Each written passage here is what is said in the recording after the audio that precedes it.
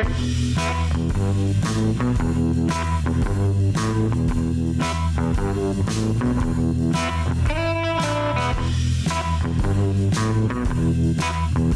everyone. Welcome to the Cardiac Wire Show. My name is Jake Fishman. I'm the host of the show and the editor of the Cardiac Wire newsletter. And we have a great episode for you all today. We're going to be talking about ECG-driven AI. And we have an excellent person to come on and talk about that topic with us. We have Moin Hussaini from AccurKardia. Moin, welcome to the show.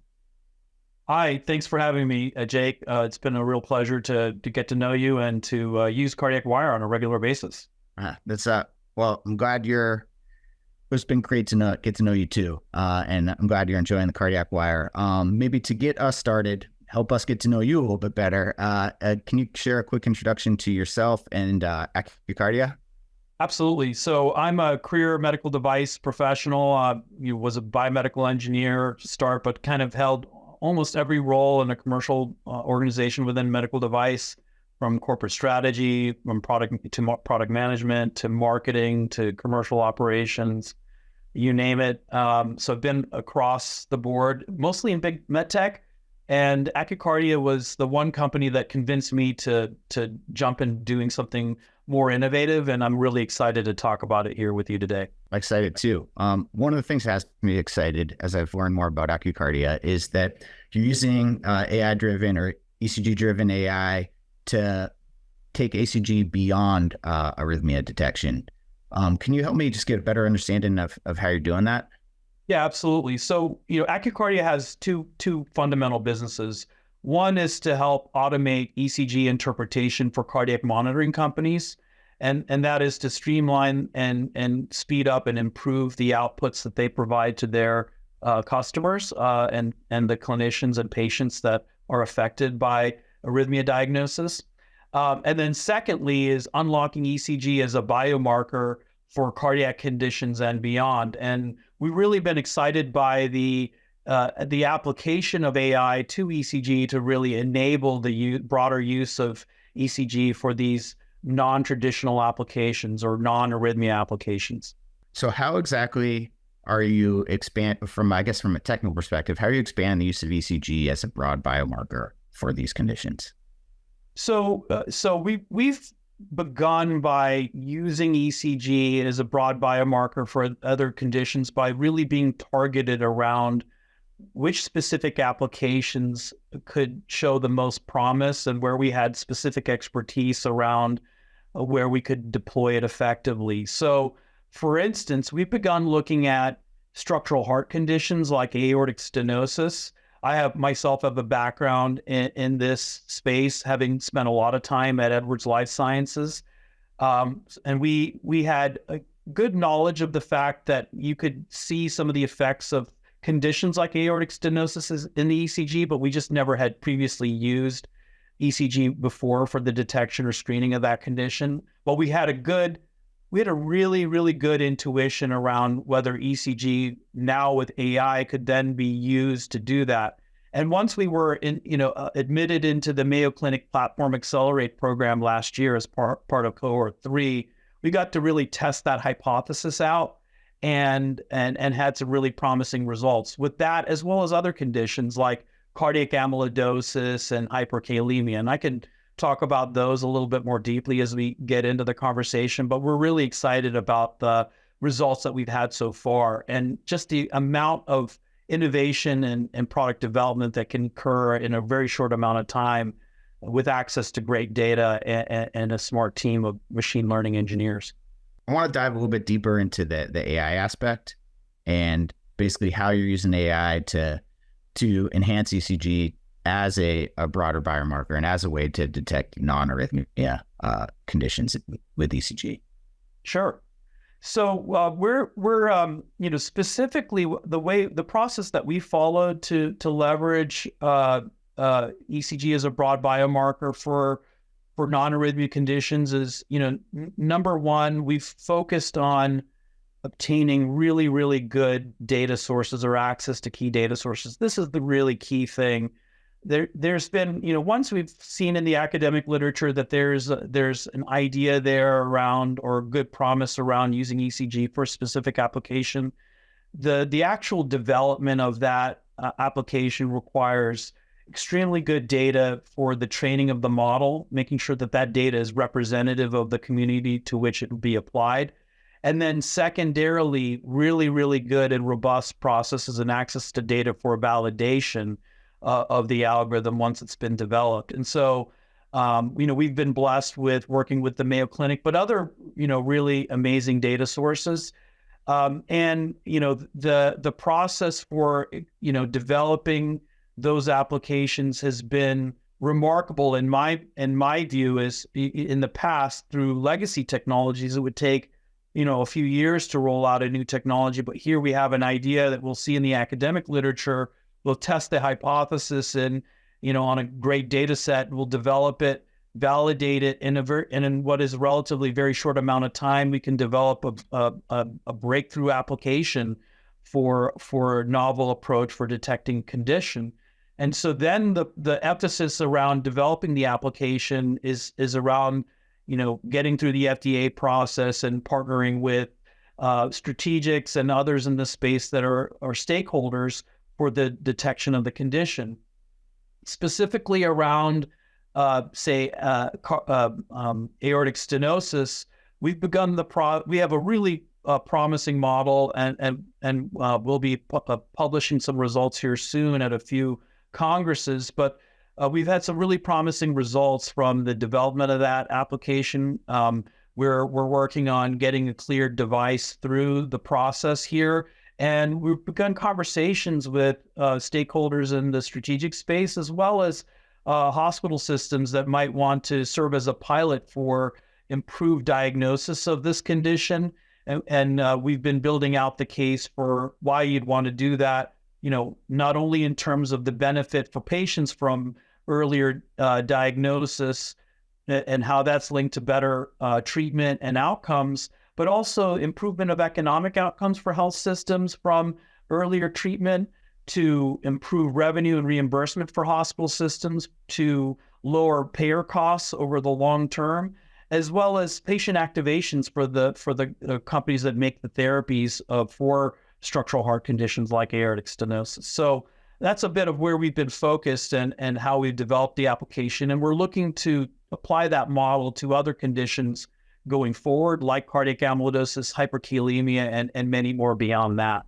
So you make a great point about the economic aspect. And one of the things, talk to a lot of AI companies, and there's this big difference between like AI that provides that leads to good care, and AI that leads to good care and also pays the bills for the hospital system or device makers. And aortic stenosis seems to check both of those boxes. Yeah, absolutely. Particularly, in institutions where there's higher volume for TAVR cases, they see profitability with a median contribution margin of around $8,000 per case, sometimes higher.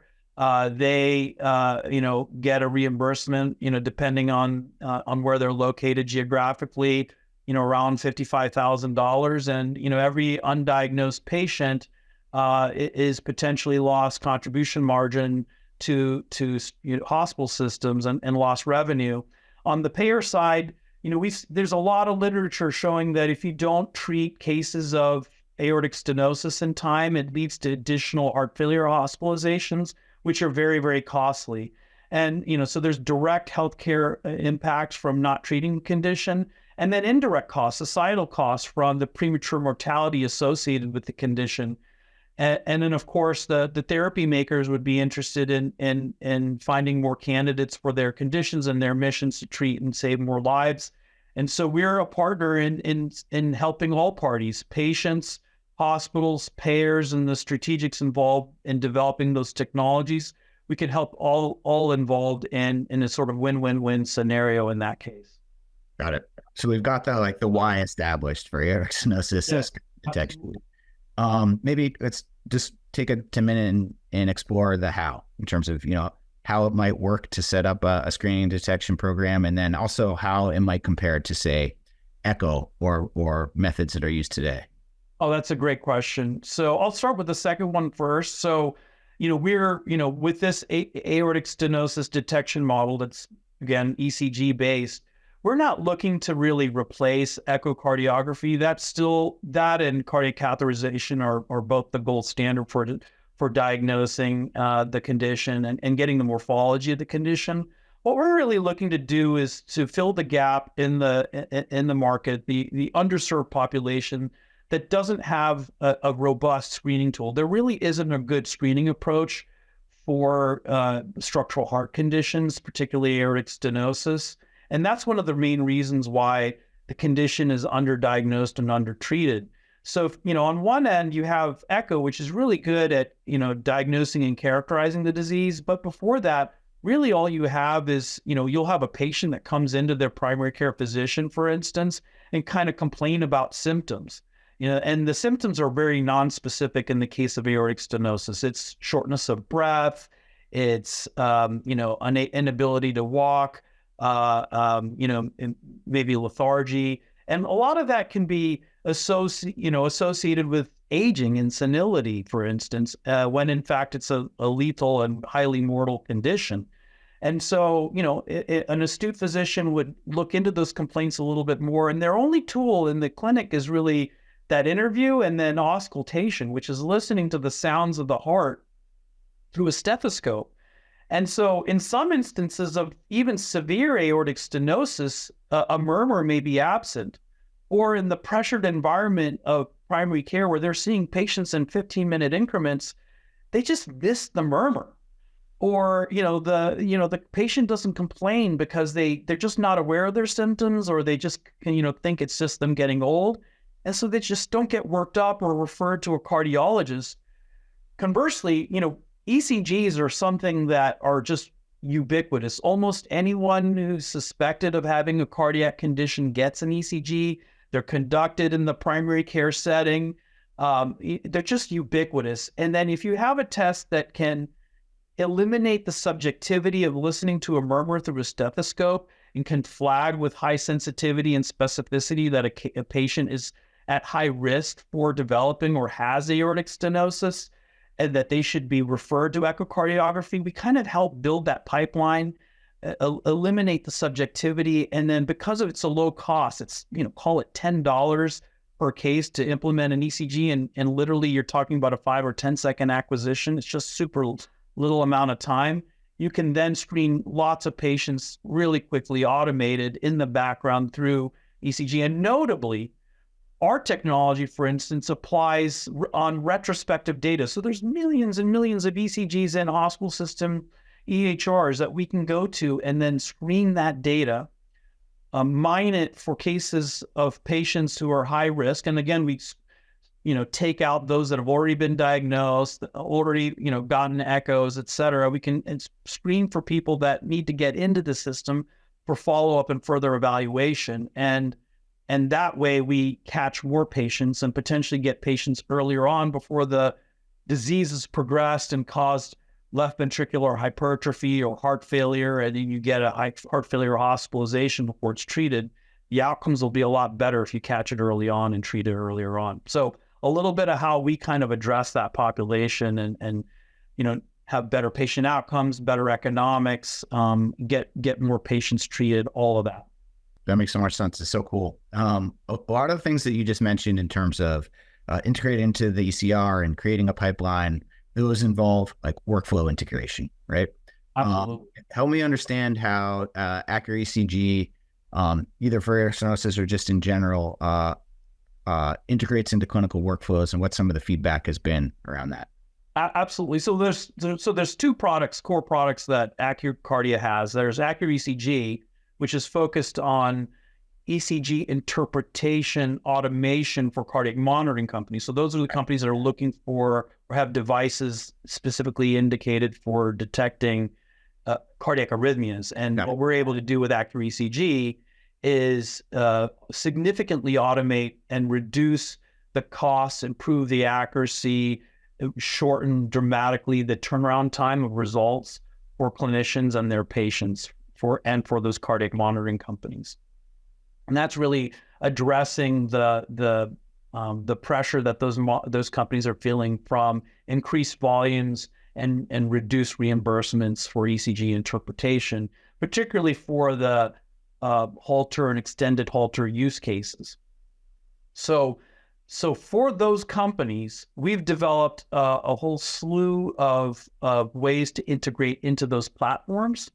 So if you're a device maker, we have a portal where you can take the ECGs that you've acquired through your devices and upload them through our system, which are then processed in the cloud and results returned back. We have, if you have a software application and you want to integrate our interpretation solution into your software application, we have an API that can be deployed. So, and you can customize our solution to focus on a specific arrhythmia. So for instance, one of our first customers, Lusum Health, was looking specifically at stroke risk and AFib as it relates to stroke risk. And so we helped develop an API for them that would integrate simply and narrowly the AFib detection capability into their software product.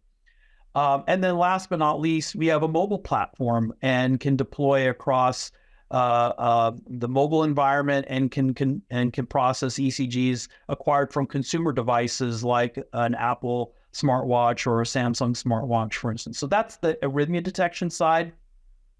For deployment seamlessly across the healthcare system, for the non-arrhythmia applications, I mentioned just now in the aortic stenosis use case is, mining retrospective data that sits in the electronic health records of hospital systems, mining that in the background, and then developing a list of high-risk individuals that the institution can follow up on. And we would then partner with the institution if they didn't want to use their own people and resources to help get those patients in the system and referred to, say, echocardiography or to a cardiologist for further evaluation. We could help partner with them under a BAA agreement to get those patients in the system as a supporting partner.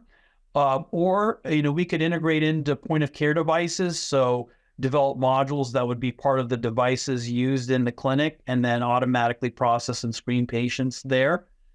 So those are kind of the ways that we'd integrate, but we developed fundamentally the algorithms that can then be implemented into the technology seamlessly to facilitate clinical workflows. So we, aimed as a part of the strategy of the company to minimize our footprint and impact, reduce or eliminate the investment in new technology and hardware for the folks that are adopting our algorithms.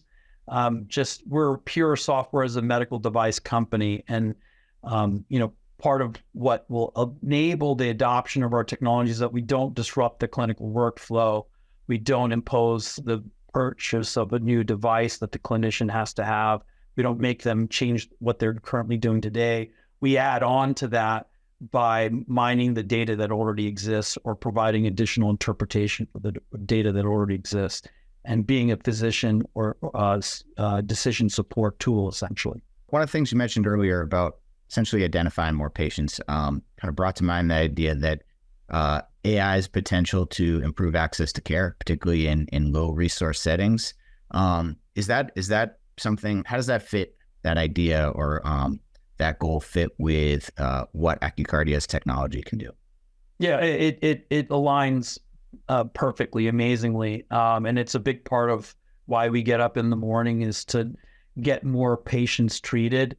There's just simply not enough cardiologists available to see all the patients that need care. And cardiac conditions are one of the fastest expanding disease areas within the United States and the world. And Cardiac Wire, for instance, just recently shared a publication showing that there's a significant cardiology deserts throughout the United States. And that extends to arrhythmia detection. And so our automation solution really enables more people access to the necessary diagnostic, the necessary diagnostic capabilities of ECG. It's just it's the bedrock of cardiology, and it just extends its applicability to places where there isn't easy cardiology access or cardiac technologist access. So We significantly reduce the cost so that if cost is a barrier, we get it there. We shorten the time so more patients can come through the system, and so forth. And then similarly, a lot of patients might be missed, but if they at least get an ECG, we can catch these dangerous conditions earlier before they exacerbate and lead to premature death or worsening of the quality of life of these patients. So if we can, if a cardiologist isn't available to sort of pay close attention, we can be their backup, right? So we can then look at the data that's available, the ECGs that are available in the EHRs, and mine for these conditions, look and help flag them for additional workup and help draw their attention to where it's necessary or needed. So we're there helping to make sure that resources are optimized because they're scarce and they're going to get more and more scarce. And so automation and these sorts of automated tools are going to be critical for more efficient allocation of scarce healthcare resources. You mentioned earlier about basically AccurKardia's strategy to expand to other conditions and new applications for those conditions. Can you help us, I guess, better understand your strategy for those next steps in that expansion? So you're talking specifically about our non-arrhythmia condition detection? Yeah, absolutely. So, where we really started, was where is there an underserved market? Where is there a need for improved screening and diagnosis and detection? And so, I gave the example of aortic stenosis because, again, it's either a stethoscope or you have a sophisticated echocardiography platform with a highly skilled technician. There was nothing in between that helped screen and find those patients. Similarly, cardiac amyloidosis is a notoriously difficult condition to diagnose. It frequently requires blood work, urine test, cardiac biopsy, MR, ultrasound, just a whole battery of tests to find and diagnose that condition. And so, ECG, if it could be leveraged to flag patients that are more likely to have that condition, it would really make a difference, especially given the fact that there is now effective biologic treatments for those conditions, right? So, if we could do something to help find those needles in a haystack, we're doing something extremely valuable. And it's turning out that, these aren't necessarily needles in a haystack that just weren't being diagnosed effectively before because there weren't options for those patients. But now it looks like the cardiac amyloidosis in particular was really underappreciated or the prevalence was understated because no one was really paying attention to diagnosing those conditions very effectively because there's nothing that can be done. But now that there's something that can be done, that population is clearly being underserved if we don't diagnose them more effectively. And so we saw an opportunity there. Similarly, again, one of the highest expense areas for Medicare is the dialysis population. And one of the leading killers of dialysis patients, end-stage renal disease patients, is hyperkalemia.